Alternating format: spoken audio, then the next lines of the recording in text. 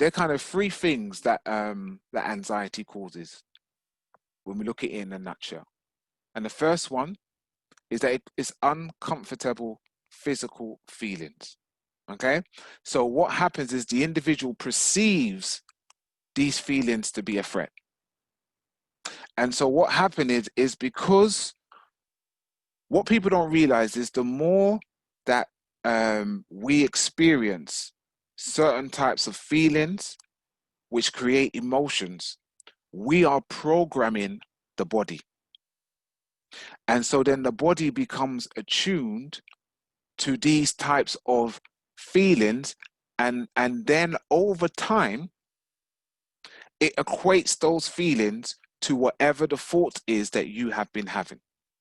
Now remember, adrenaline can be released out of danger or excitement, okay? Adrenaline can also be released because of anxiety. Now, if your body is now so overused to adrenaline release happening because of things you were anxious about, even if you won the lottery, which is a good thing that makes you have adrenaline release, it still is perceived as a threat because of how you have programmed the body. Number two is upsetting thoughts. So the individual finds these thoughts to be very intrusive.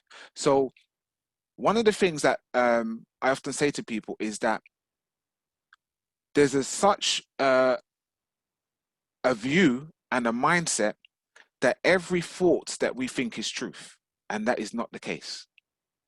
And because people think it's truth, they never challenge them. And because you don't challenge them, then they become true to you.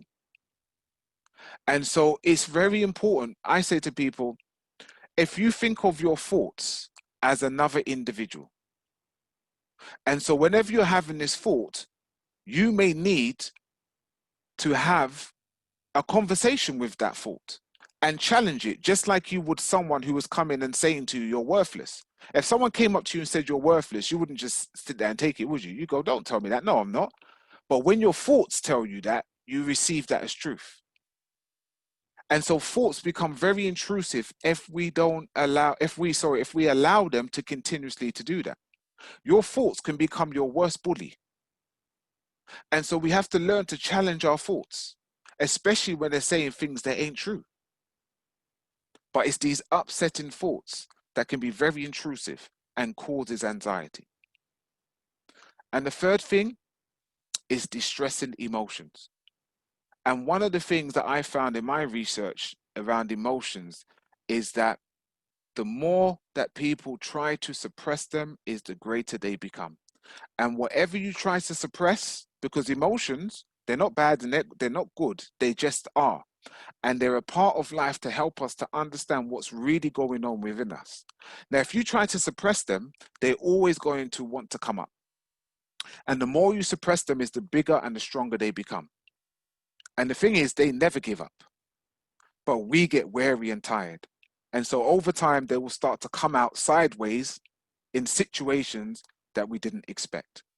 We react rather than respond. And so it's really important that we are aware of what emotions are happening within us, and we find healthy ways to address that, whether it's talking to someone, whether it's going to the gym, whether it's, yoga, mindfulness. There's so many different methods that we can use other than just suffering in silence.